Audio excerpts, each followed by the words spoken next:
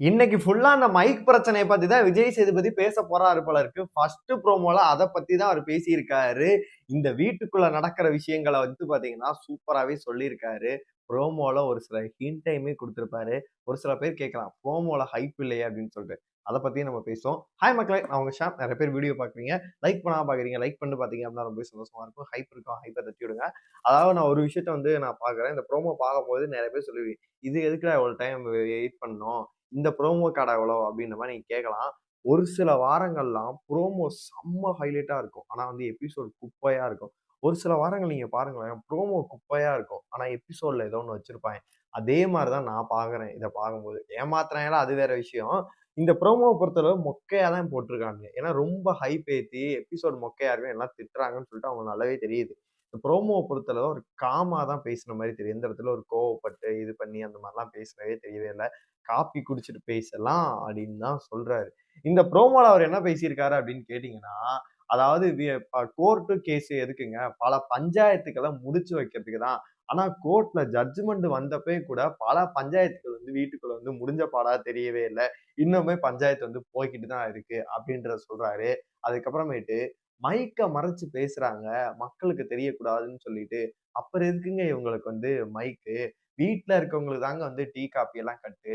நம்ம ஒரு காஃபிய குடிச்சிட்டு போய் கேட்டுறலாமா? அப்படின்னு சொல்லிட்டு ரொம்பவே காமா தான் பேசுறாரு. அவர் பேசுறது தெரியும்போது என்ன பார்க்குறோம் அப்படின்னா, ஏதோ உள்ள வச்சிருக்காப்ல.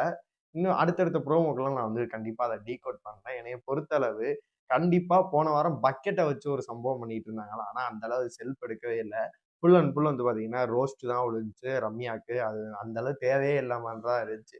இதுவே பார்வதிக்கோ, கமருதீனுக்கோ, வேற யாருக்கும் போன வாரம் எஃப்ஜேக்கோ வேற யாருக்கும் பண்ணியிருந்தாங்க அப்படின்னா, இன்னுமே தரமா இருந்தது.